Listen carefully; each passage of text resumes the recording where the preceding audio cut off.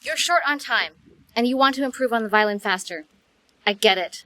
Are you looking for shortcuts to get better faster as a violinist? Are there even shortcuts? Why, yes, there are. Actually, I got 5 shortcuts for you today. 5 shortcuts on how to improve on the violin faster. And stick around, because I got a bonus tip, a 6th shortcut to improve on the violin faster. You ready for this? It's violin time.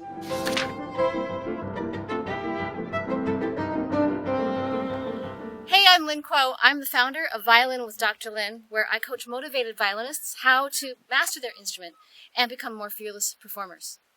In the last video, I covered the top 10 mistakes that I see violinists making. If you missed that video, be sure to check it out in the cards above. In this video, this is a part 2 to that video where I'm going to be covering 5 shortcuts to improving on the violin faster. The number 1 shortcut to improving on the violin faster is addressing one of the top 5 mistakes that I see, and that is to keep your left hand fingers down. I see this quite often, where the fingers are flying off the fingerboard and they're losing shape. The left hand starts to lose shape, the finger starts to fly above the strings and need to jump back to the strings in a hurry. And when they need to jump back in a hurry, then it slows you down. It makes you less efficient. And when you need to find the pitches again, after you've taken them out of their shape, intonation can suffer. So, in terms of playing a scale,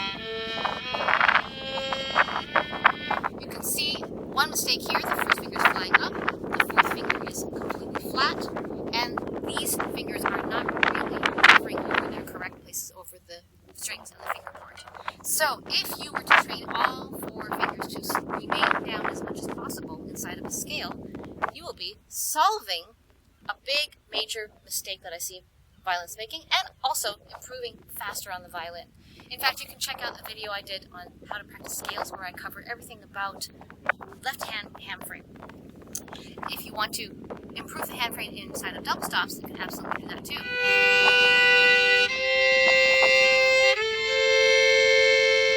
In this example, you can see that I'm putting down a third, and then I add a fourth, perfect fourth with a second finger. Then I'm going to add the 4th finger. So basically I have all 4 fingers down. And all 4 fingers down meaning that I'm training the hand frame to remain in shape, and that means I can be able to play 2 consecutive thirds, as well as a 4th, as well as there as well.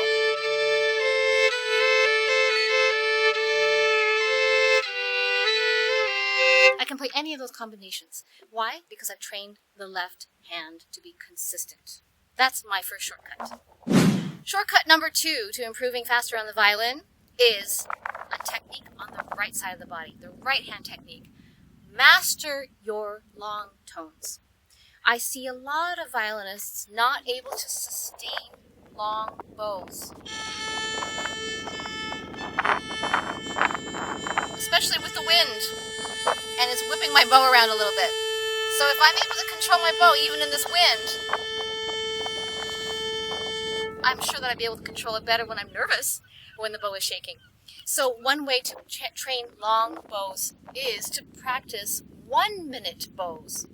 And I actually have a 1-minute tutorial on my Instagram, so go ahead and follow me there on Instagram or on Facebook. So you're going to start at the frog, turning on a timer. I literally turn on my smartphone timer and set it on the timer setting and watch the seconds tick by. You're going to start right at the ferrule, right where the metal is, and the goal is to sustain the bow with a continuous sound with hardly any cracks at all if you can, all the way to the tip. It's going to be very difficult in this wind. I will show you an abbreviated version. So you can choose an open string or a stopped note. Let's say I choose a G on the D string.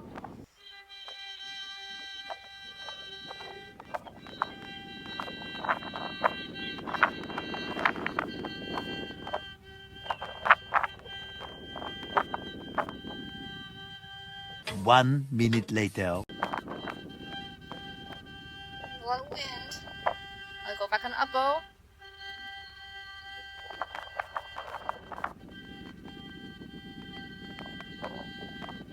1 minute later.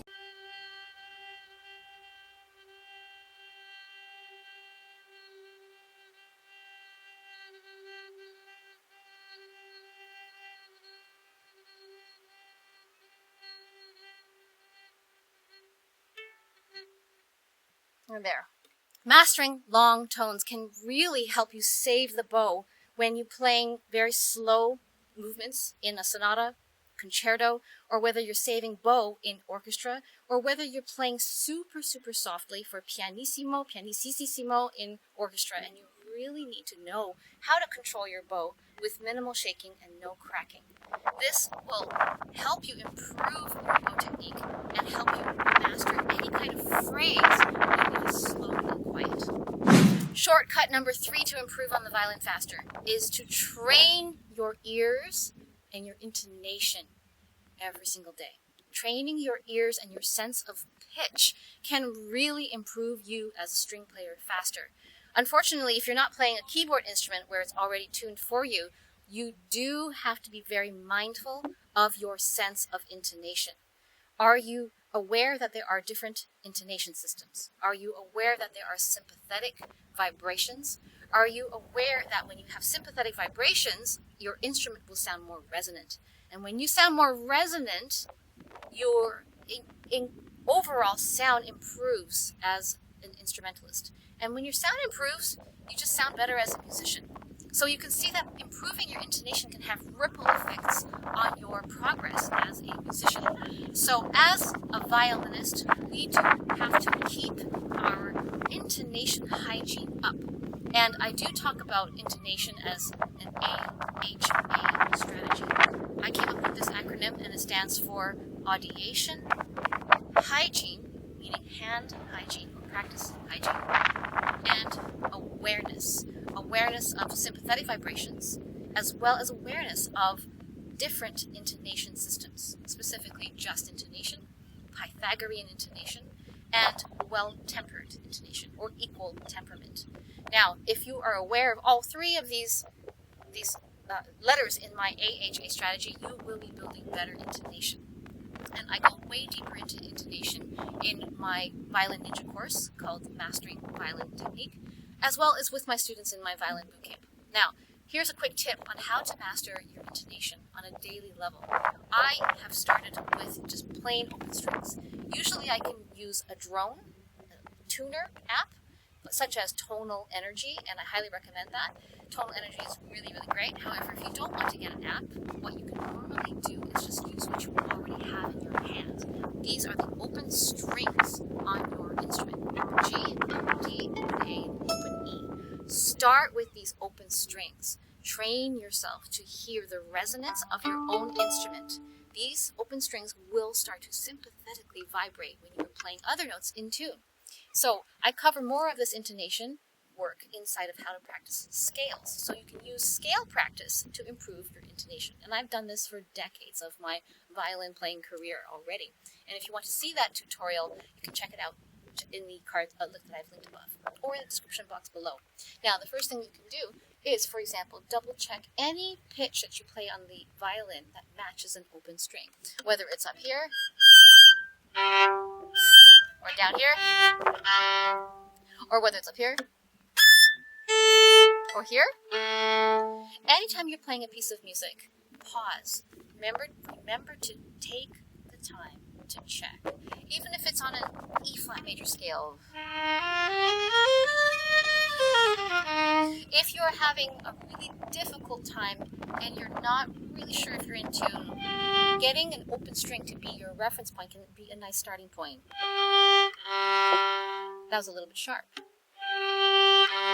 You can also check open string on the adjacent open string. So that's a little bit out of tune. I had to lower my 4th finger G to match the open D to make a perfect 4th.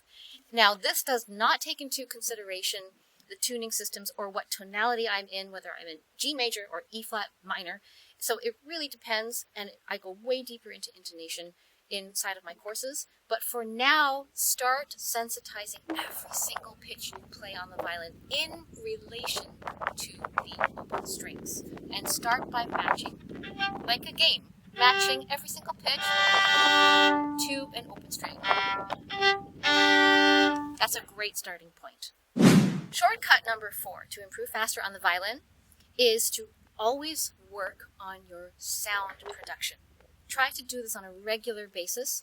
Now, this requires very detailed work with your right hand, but it can also be detailed work with your left hand too. What do I mean by that?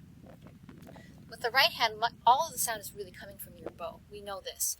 And how I work on my sound production is to work on the exercises in Simon Fisher's tone book. And I also work on my sound inside of scales. Also in the long tone exercises that I mentioned previously. So if I were to practice it in scales, I'm always being aware of contact point, pressure, and speed of the bow. Not to mention angle of the bow, and also what I mentioned before, left hand, vibrato. Now I talk more about these 5 variables, VAPPS. Vibrato, bow angle, the bow pressure, the bow point of contact, and the speed of the bow in my tutorial called 5 Essential Tips to Improve Your Sound. Go ahead and check that out. So when I'm working on my sound, I'm going into the book Simon Fisher's Tone, and I just literally play Russian roulette. I open up any single one of the pages and choose any one of the exercises. It's a great way for me to practice my bow control, and bow control is essential to developing and expanding your tonal palette. When you have more control over your bow, you will get a wider range in your tonal palette. So for example, if I wanted to have control over my bow in the fingerboard area all the way to the bridge, then I would do something like a 5 contact point all the way to the 1 in one single bow. So it's, let's say in 4 beats. 1, 2, 3, 4. 1, 2, 3, 4. And back. 2, 3, 4. Now what I'm listening for is a beautiful tone without cracking and without raspiness. I want the most beautiful quality tone, let's say a 10 out of 10 tone, whether it's at the frog at the fingerboard or at the tip at the bridge. So let's say I do it the reverse. Let's say I start at the tip at the fingerboard and want to go to the bridge. This is how I'm going to work on my tone. 1, 2, 3, 4. 1, 2, 3, 4. 1, 2, 3, 4. 1, 2, 3, 4. 1, 2, 3, 4.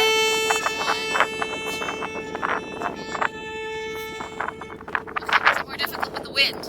Now you can actually double that and go back and forth between the contact points. Let's say I try a different note on the G string.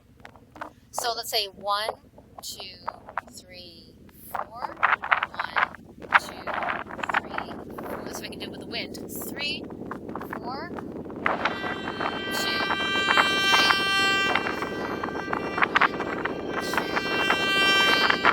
4. One more time. 1, 2, 3, 4. 1, 2,